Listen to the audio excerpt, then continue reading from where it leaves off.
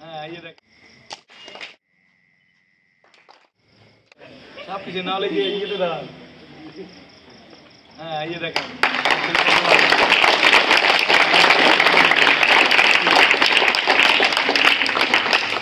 তুমি বলো আব্দুল 92% নাম্বার পেয়েছো ক্লাস 6 বলো।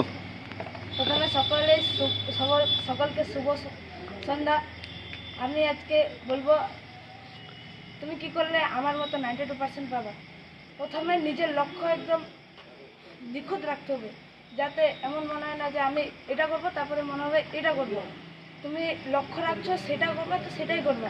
তো তারপরে প্রথমে চেষ্টা করবা সকালে পড়ার আর বিকালে লেখার, কারণ সকালে আমাদের ব্রেন যেহেতু অ্যাক্টিভ থাকে তখন পড়লে বেশি ভালো থাকে এবং মুখস্থ তাড়াতাড়ি হয়।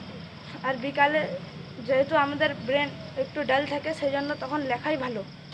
আর তৃতীয়ত নিজের মধ্যে আত্মবিশ্বাস রাখতে হবে।